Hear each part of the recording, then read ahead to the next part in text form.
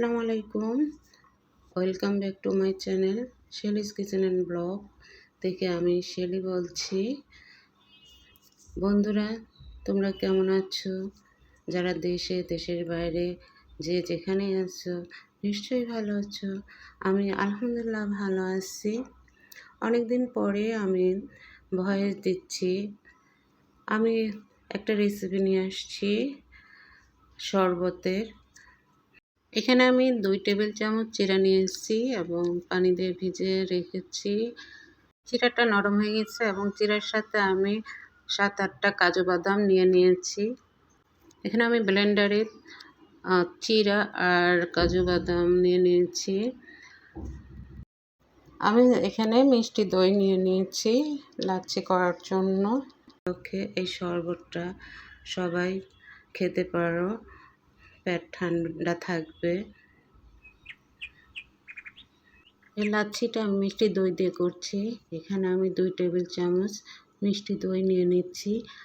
আর এই শরবতটা খুবই হেলদি।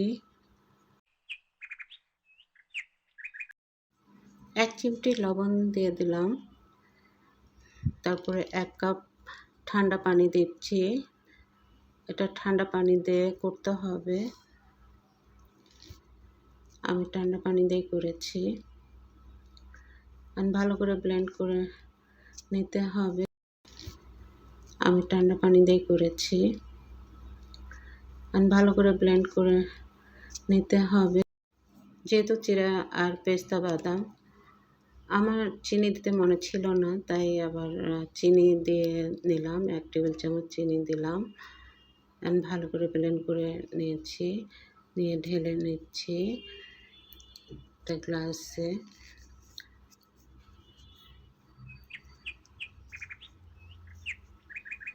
এখন আমার ব্লেন্ডারে মিষ্টি দই নিয়ে নিচ্ছি। এখানে আমি মিষ্টি দই 5 টেবিল চামচ নিব।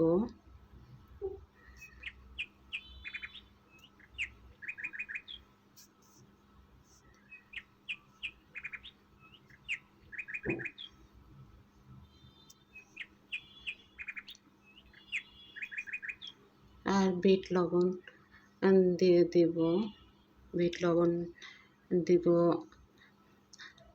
হাফ চামচের একটু কম, হাফ চা চামচের একটু কম। আর 2 কাপ পানি নিয়ে নিয়েছি। পানিটা কিন্তু ঠান্ডা পানি দিতে হবে। আর যাদের সমস্যা তারা নর্মাল পানি দিতে পারো। ব্লেন্ড হয়ে গেছে, এখন ঢেলে নিলাম। একটা গ্লাসে ঢাললাম, আর একটা গ্লাসেও ঢালছি। এর মধ্যে আমি 1 চা চামচ তোকমা ভিজে রেখেছিলাম, সেটা তোমাদেরকে দেখাইনি। এখন এই তোকমাটা এটার মধ্যে দিয়ে দিচ্ছি। দিয়ে ভালো করে নেড়ে দেব।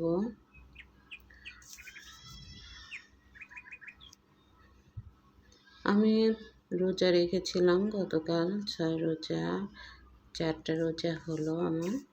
এখনও 8 তারিখ পর্যন্ত সময় আছে, আর 2টা রেখে নেব। আমি এইভাবে শরবত করে আমি খেয়েছি, খুবই ভালো লেগেছে। এটা শরবত কি, দইয়ের লাচ্ছি শরবত, যেটাই বলো তোমরা। দেখো একদম পারফেক্ট হয়েছে। এইভাবে তোমরা বানিয়ে খেতে পারো, খুবই মজাদার লাচ্ছি বা শরবত।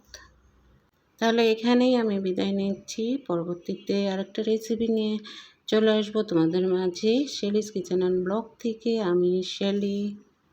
সবাই ভালো থেকো, সুস্থ থেকো, শরীরের প্রতি খেয়াল রেখো। আল্লাহ হাফেজ। আসসালামু আলাইকুম।